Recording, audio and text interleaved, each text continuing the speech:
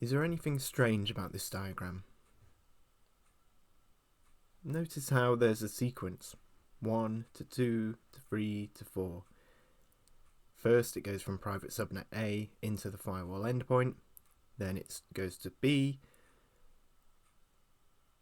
so it basically goes to from A to B via the firewall endpoint, and we can have traffic going from B to A via the firewall endpoint.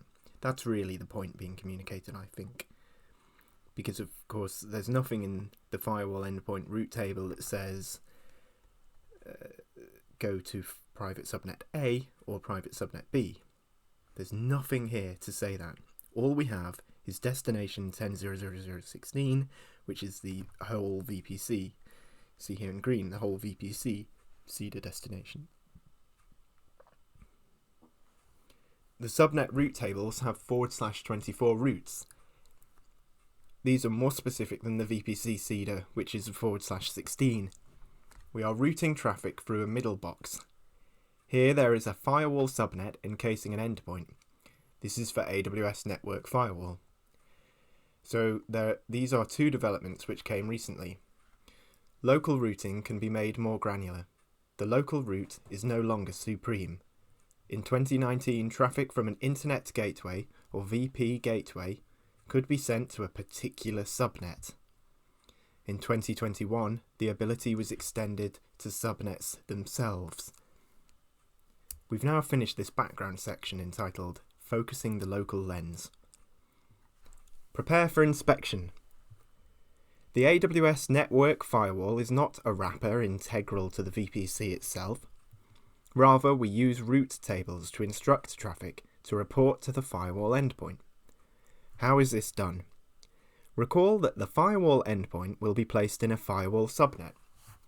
Subnets are limited to one AZ, and every AZ has its own endpoint.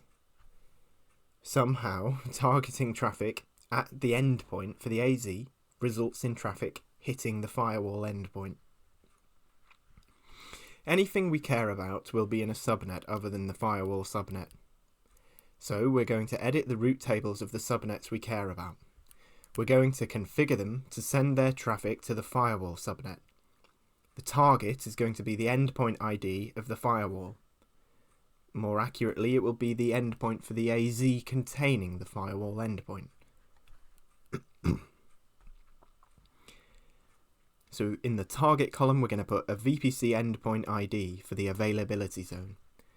We want all traffic to go and be inspected by the firewall. So it's 0.0.0/0, meaning all traffic, and the tangible target, it's the endpoint ID for the availability zone, which houses the subnet. We want this rule to cover everyone.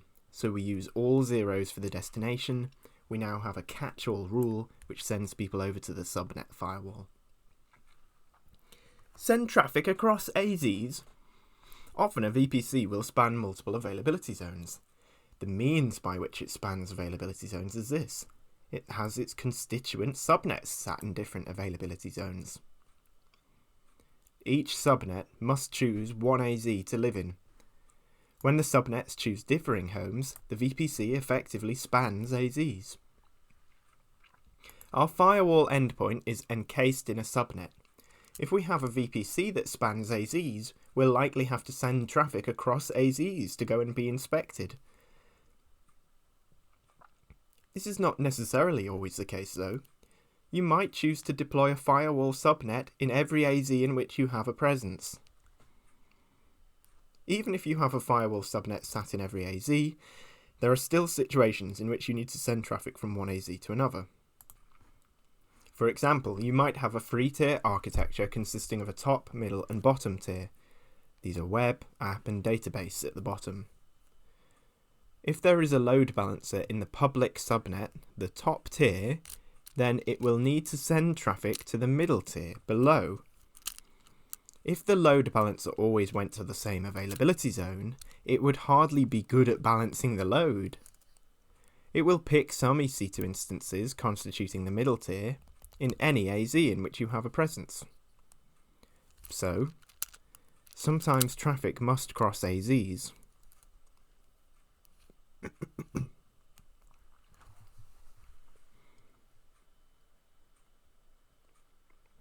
Now, suppose we want to inspect the traffic as it passed from top tier to middle tier, and suppose you have a firewall subnet in each of your AZs. A choice is raised. Should we send the traffic through the firewall subnet in the load balancers AZ or the AZ of the middle tier? Should we send the traffic through the firewall subnet, which is in the load balancers availability zone, or the availability zone of the middle tier? Remember, we want to inspect the traffic as it passes from the top tier, the web tier, to the middle tier.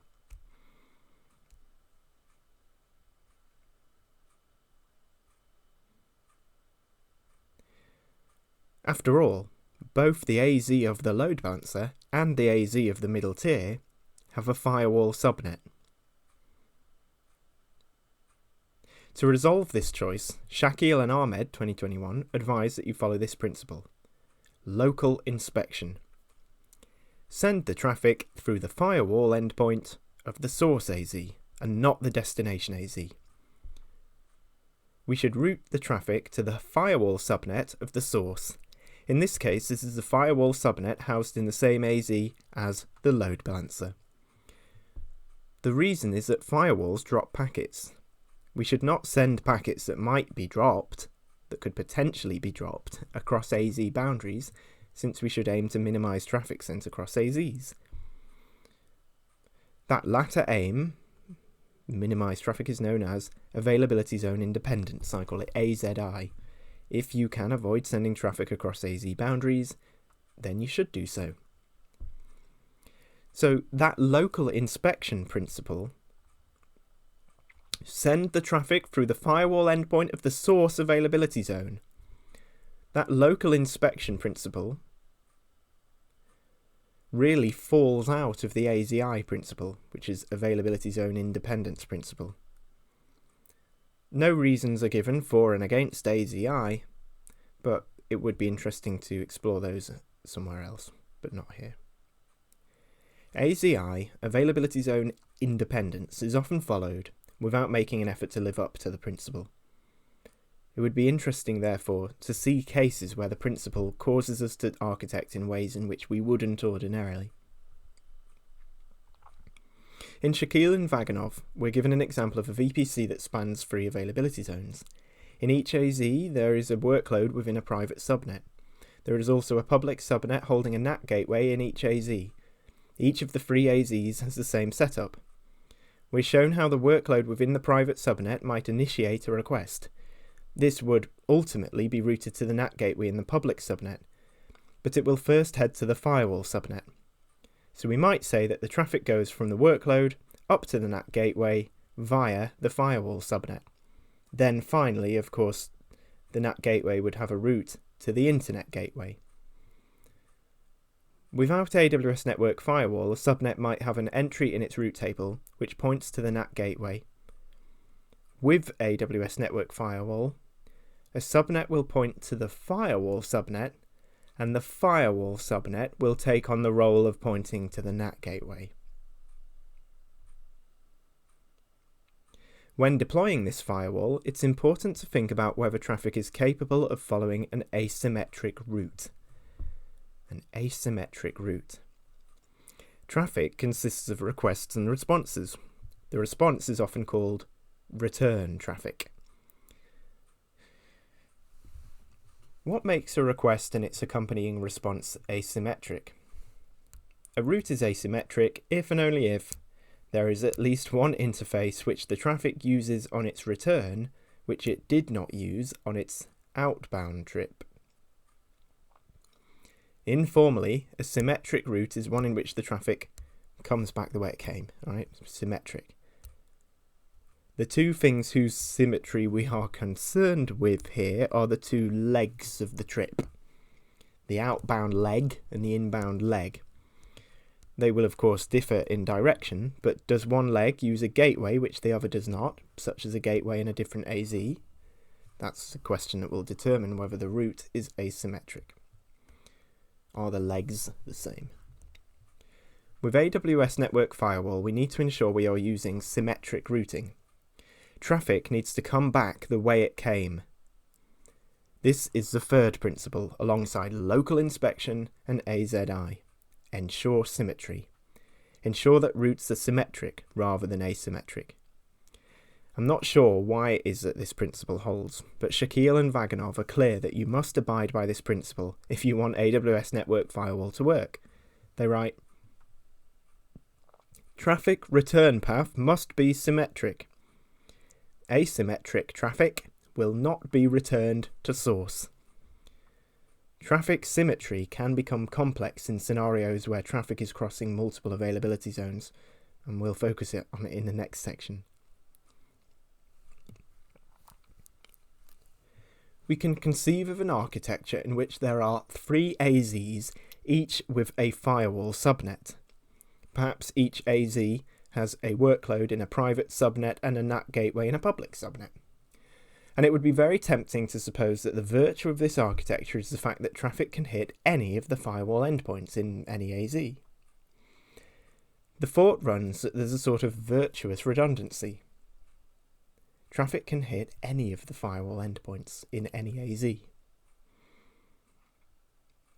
But that is not the case. Ensure symmetry puts a constraint on the firewall subnets which can be chosen. In fact, if you're a packet returning from the internet, you must only go to the firewall endpoint you used previously.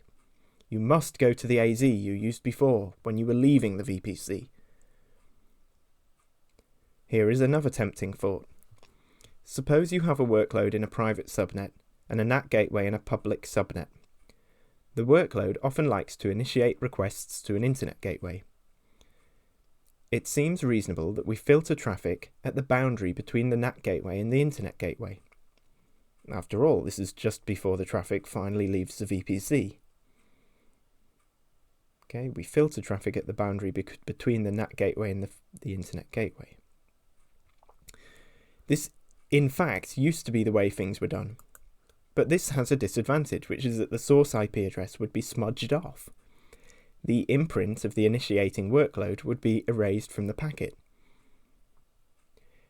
Instead, we can inspect traffic earlier on, at the boundary between the workload and the NAT gateway. This early inspection only recently became possible. It's now achievable because the entry in route tables whose target we simply print as local is not supreme in the way it used to be. We can now override the local route. We're told that prior to the ability to override local routes in subnet route tables, AWS Network Firewall could only be placed between the Internet Gateway and the NAT Gateway, which obscured the source IP address of workloads. Now, I've said the question is, why was the firewall able to work between the NAT Gateway and the Internet Gateway? The rules engine.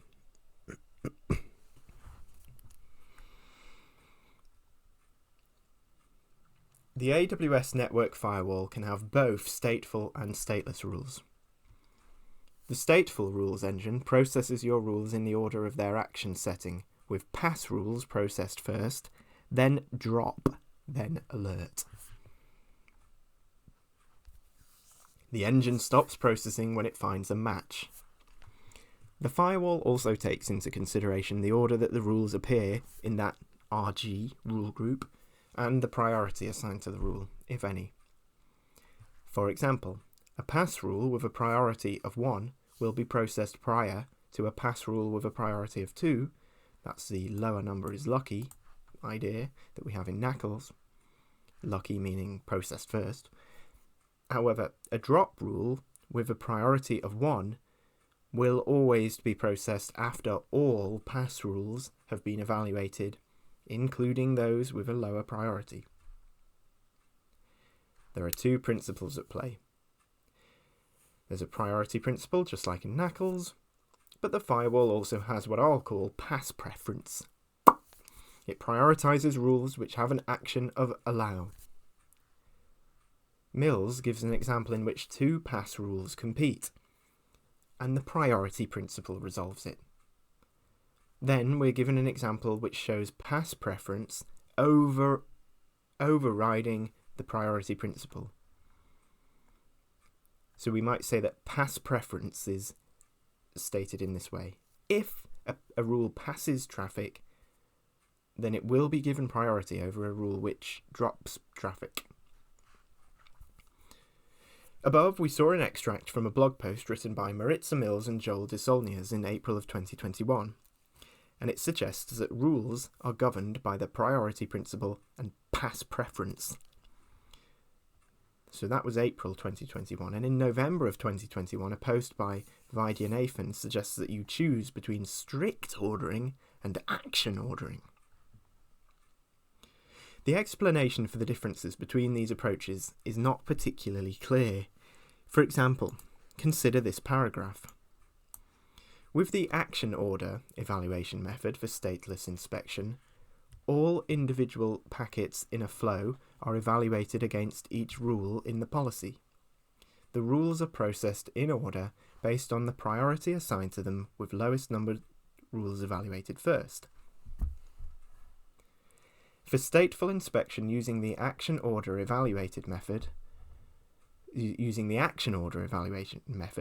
rule engine evaluates based on the order of the action setting, with pass rules processed first, then drop, then alert. The engine stops processing rules when it finds a match. This seems to be an explanation of the action ordering method. The suggestion is that it works differently for stateful and stateless rules. We know this because it states for stateless inspection and for stateful inspection. However, it is not clear how the action ordering method proceeds.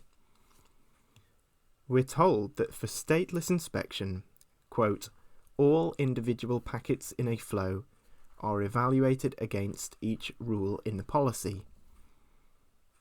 Meanwhile, for stateful, the rule engine evaluates based on the order of their action setting. What is the difference here? Stateless rules seem to consider, quote, each rule, and with stateful, this is not necessarily the case. Is that it? But if stateless rules consider each rule, in what sense is the action ordering method being followed? In this paragraph, no attempt is made to establish the general idea of action ordering. I don't know what action ordering is, really. Instead, the author immediately applies the idea to the stateless-stateful distinction. Therefore, it's not clear which features of each situation are owing to the stateful nature and which features are owing to the fact that action ordering is at play.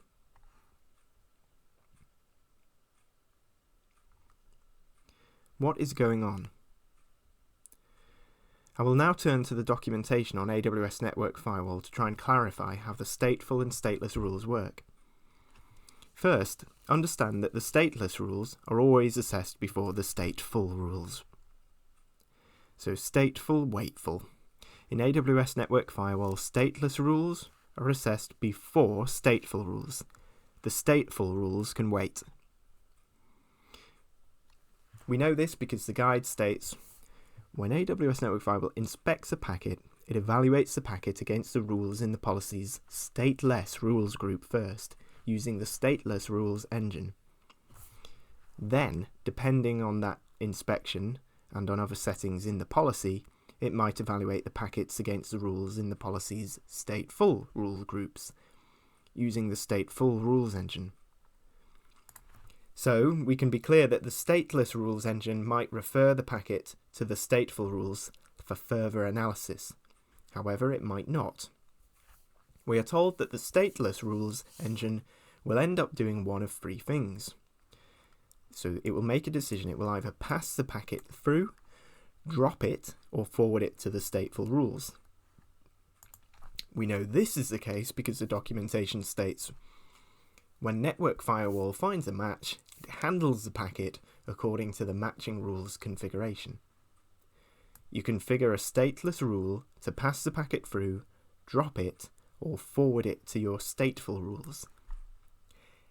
It can sometimes be tempting to think of the stateless rules as somehow on the outside, with the stateful rules on the inside.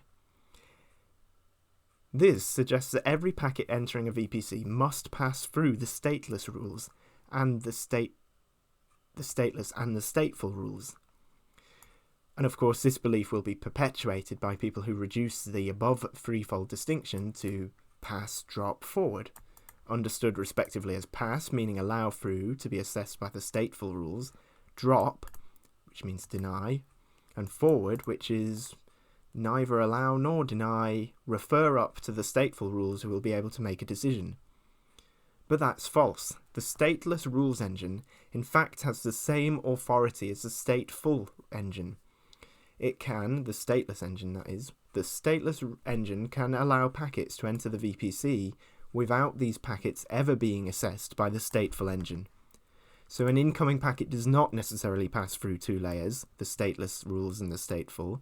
The only situation in which it will be assessed by both is when the stateless rules forward the packet to the stateful. The stateful rules certainly back up the stateless rules, but the stateful rules are not necessarily invoked. They're on standby. A packet successfully entering the VPC is not like a contestant making it through successive rounds on the X Factor. The stateless engine has the authority to admit packets. That third option, forward it to your stateful rules, is probably the first time we've ever seen a neutral firewall in the flesh. After all, it does deny the packet. It does not deny the packet, nor does it allow it. However, in truth, this option might be understood as a type of allow. It is allow and direct at the stateful rules. This is similar to the way a load balancer makes a decision to allow and direct the traffic at a chosen EC2 instance so as to maintain balance. To balance the load. So, the stateless rules perform one of three actions when a packet is found to match a rule. However, it is possible that packets do not match any of the stateless rules. Thus, the AWS network firewall is not irksome. It's not exhaustively covering everything with rules. You pre-arrange what is to be done in these circumstances. Okay, circumstances when a packet does not match the stateless rules. You must settle upon one of the three actions possible when rules match. The documentation states, if a packet doesn't match any stateless rule, network firewall performs the firewall policy's default stateless rule action for full packet or UDP fragment, depending on the packet type. We've now discussed three possible actions and explained that arrangements must be made for situations in which traffic does not match any of the stateless rules. Now let's discuss how we resolve this concurrent coverage. How do we resolve situations in which a single item of traffic is covered by more than one rule? Put simply, the answer seems to be the priority principle. Lower number rules are lucky and given priority. This is because in the documentation there's no mention of anything such as pass preference when stateless rules are discussed. Indeed, we're told network firewall stateless rules are similar in behavior and use to Amazon VPC NACLs.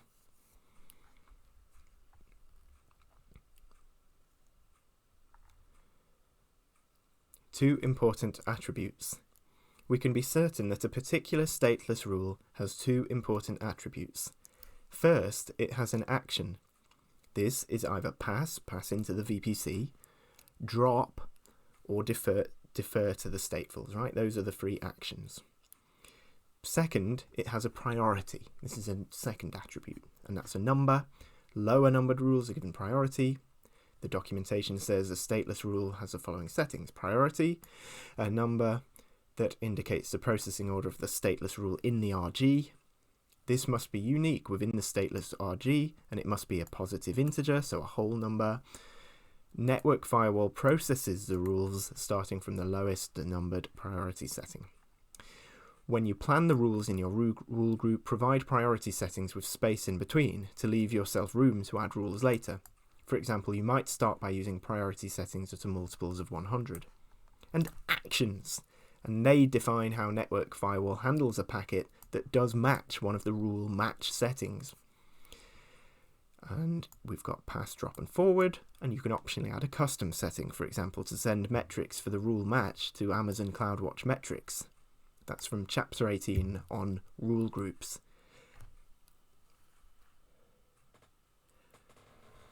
We can be quite confident that in the initial period of assessment by the stateless rules, the priority principle is supreme. Nothing such as pass preference is mentioned in the above extract. This principle seems to only become relevant if a stateful inspection phase occurs. Stateful inspection. The first thing to know is this. All of your stateful rule groups are provided to the rule engine as suricata compatible strings. This means AWS is borrowing many of the practices and keywords from these rules from suricata, and there's a user guide which suricata provide. So in the next sections we're going to explore a distinction between two approaches known as PUDRA and strict ordering. So PDRA, PUDRA, and strict ordering. These are two approaches to stateful rule evaluation. PDRA. Prioritized Darul allows. Over at Suricata, they've established a way of doing things. Things called signatures have a property called action, and the action can be either P, D, R, or A. PUDRA, pass, drop, reject, or alert. You might wonder what the difference is between drop and reject. The answer is that with reject, both receiver and the sender receive a reject packet. Drop is devastatingly brutal. The receiver does not receive a message of what is going on, resulting in a timeout, certainly with TCP. Drop and reject are both considered blocking. Interestingly, the action property, either P, D, R, or A, PUDRA, is what's used to determine the order in which we process the rules. The documentation states, rules will be loaded in the order of which they appear in files, but they'll be processed in a different order. Signatures have different priorities. The most important signatures will be scanned first. There is a possibility to change the order of priority. The default order is pass, drop, reject, alert.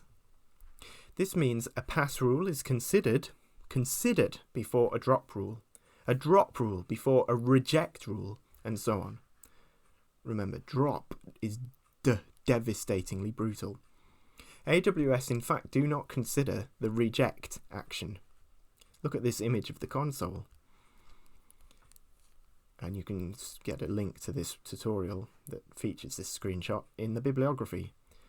So, traffic direction, there's a button for an any and forward or radio button, and then the action is either pass or drop or alert.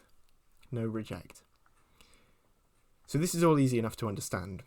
AWS are going to use this terrible term, default action order. It's action order because we're using the action to determine the order of processing. You might say that we're action ordering the rules. Why is it default? Because it's possible to override this habit of action ordering, as we'll see shortly. Also, until you override it, the stateful rules will be action ordered. So we get this term, default action order. AWS ought to scrap this terrible term. It suggests that we're ordering things according to a default action. It suggests that because there is often discussion of the default action within the context of firewalls, that's why. But I think the expression is intended to insert that the action order approach is the default approach. In other words, action order is being modified. Linguistically, the thing that is default is action order. We're not saying that we're modifying the word order with default action. So it's not that this is the adjective or the modifier of this. We're rather saying that action order is modified by just the word default. Even if we do employ this pass priority idea, however, and process rules in the Pedra order, how do we choose which rule to process first if there are multiple pass rules? AWS tell us that the answer is the suricata priority keyword. Within a specific action group, you can use the priority setting to indicate the processing order. By default, suricata processes from the lowest numbered priority setting on up. The priority keyword has a mandatory numeric value ranging from 1 to 255. Note that the priority keyword is only valid using the default action order. So the action property, Pedra, pass or drop or reject or alert, those are the possible actions, that property is used to determine the order of processing. To determine which rule to prioritize amongst all the pass rules, we use the priority keyword. This concludes our discussion of action ordering, the stateful rules, which is the default way of ordering the rules. Remember, there are two approaches to stateful rule evaluation. Pedra, we've finished looking at that now, and strict ordering. You do not have to use the default, however. You can opt to use something known as strict ordering. AWS write this passage, which is packed with ambiguity. This is packed passage. If your firewall policy is set up to use strict ordering, Network Firewall allows you the option to manually set a strict rule group order.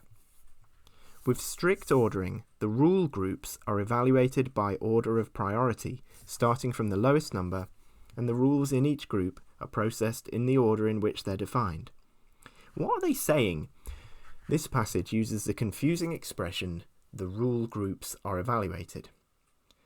This could either refer to the practice of, 1, ranking rule groups such that each rule group knows where it stands relative to other rule groups, or 2, ranking individual rules, and it's not clear what it's referring to. I think we're referring to ranking rules. I think it's 2, because we're told the rules in each rule group are processed in the order in which they're defined. So it must be the case that strict ordering proceeds by assigning a number to each rule. When we do this, we make it so that each rule has its place in an order, and then we process the rules in the order in which they're now defined. Excellent. Perhaps it is strict ordering because we are assigning numbers to individual rules. However, the idea of ranking RGs, rule groups, as opposed to ranking individual rules, is fresh in our mind from Pedra, where we grouped rules into groups based on their action, pass, drop, and so on. And in fact, I think there is a case to be made that strict ordering involves ranking groups. Let's consider the packed passage again. It said, with strict ordering, the rule groups are evaluated by order of priority starting from the lowest number, and the rules in each rule group are processed in the order in which they're defined. The first part is talking about RGs, and the second about rules in each RG. Presumably, the containers, the rule groups, are numbered. The lower number rule groups get priority. Meanwhile, we need a way to rank the rules within the RGs. We opt for the order in which they are defined. That is, we make use of the order in which the rules exist. We do not assign a number to individual rules. The order in which they're defined. I think that latter interpretation is correct. We evaluate the containers, the RGs, in an order derived from the numbers assigned to the container. We evaluate the rules within them in an order derived simply from the order in which the rules exist. They wrote in which they're defined. We can now compare strict ordering systematically with the PEDRA approach. Okay. So PEDRA was also known as default action ordering.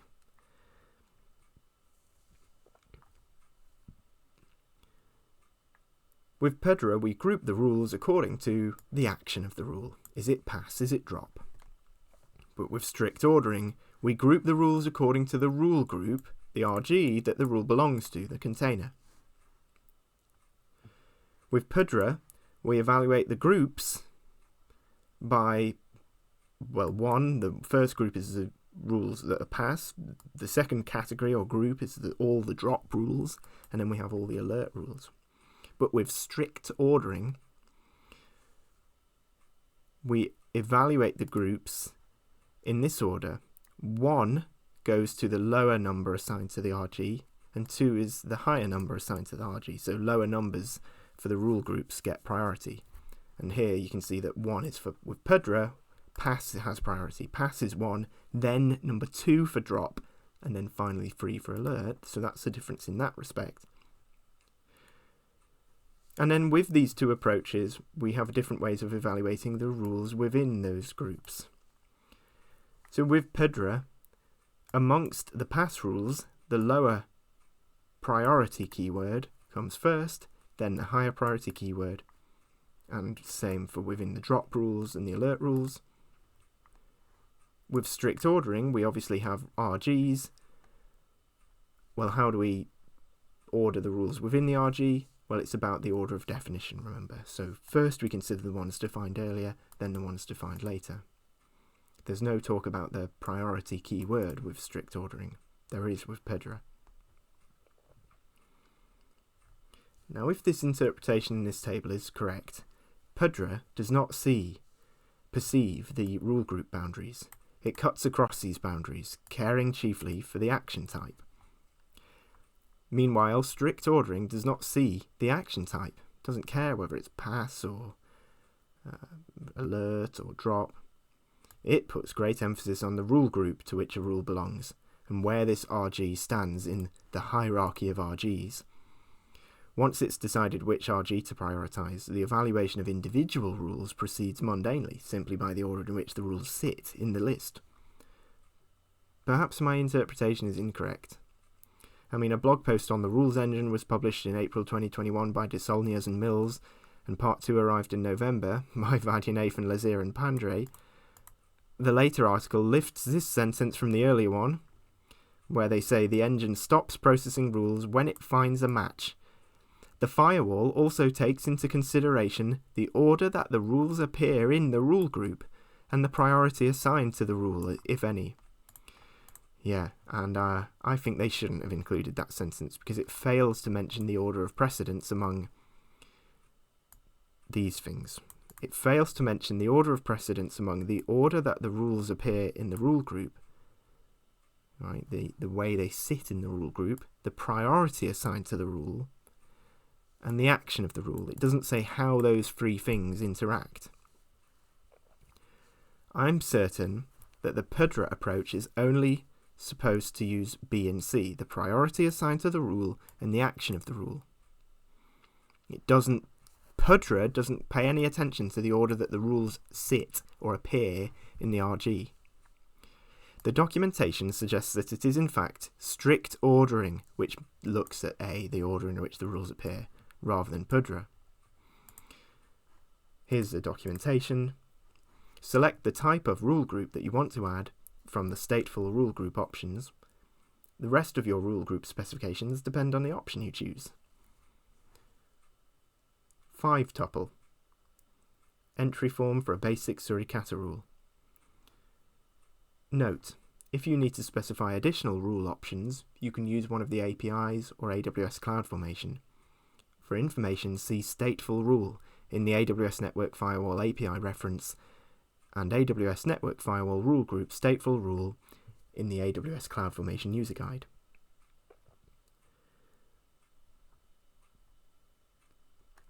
It says, to choose the way that your stateful rules are ordered for evaluation, in the stateful rule order section, choose a rule order.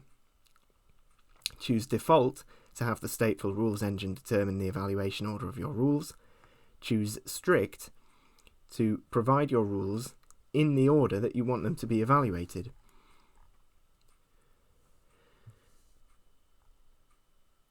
One respect in which the blog post is helpful is the inclusion of this image.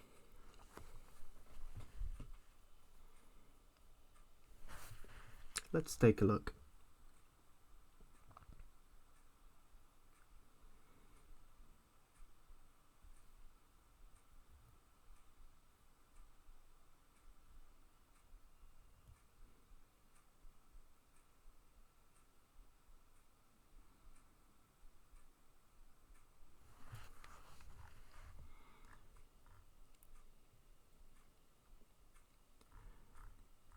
So we can see this top square says pass TCP $prod, and then we have the word any arrow $, shared services. So shared _ services, then a space, then 443, which is a port number. It's a well-known port number for HTTPS. And then we've put in rounded brackets message, MSG, message, allow TCP 443. We've got an SID and a rev 1. Pass, another pass rule, and then a drop rule. So we always give the type of rule, the action for the rule, at the beginning of the line. So we have 2 pass rules and a drop rule. So the third thing is a drop rule. All 3 rules are for TCP. All 3 rules are for $, shared services. We've got 443, 22, and 22. So port 443, port 22, and port 22. The message here on the third line is drop TCP 22. SID usually stands for statement ID. So it says SID : 102120. It's always a 6-digit number. We've got rev : 1, rev : 1, rev : 1. This is shared services. This is actually shared services bastion. So all uppercase letters, shared services bastion. This again is shared services. So we've got a drop rule for shared services and a pass rule for shared services. We're dropping 22. We're not allowing port 22, which is SSH protocol, the secure shell. But we are passing shared services. We're passing HTTPS. I know it's HTTPS because it says 443, and I know that that's the port number for HTTPS. 2 of the rules concern port 22. Look, it says 22 on the second line and 22 on the third line. So we're allowing bastion TCP port 22, but we're dropping TCP 22. What's the difference between those 2 lines? They're the same port. Obviously, this $, is doing something. Not only does it say $, shared services and shared services bastion, but we've got the word any, and before that another $, prod. So on each line there's 2 examples of using this sort of convention of $, and then all uppercase. We've got $, prod and $, shared services.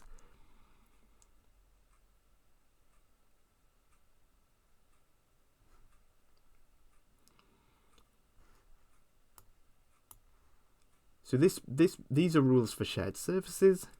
Here we have fine-grained rules for application A. Here we have fine-grained rules for application B. Here we have coarse-grained rules for the overall AWS environment. What you'll notice is that in the second box from the top, we're not dealing with TCP anymore, which is a layer 4 protocol, but with HTTP, which is layer 7.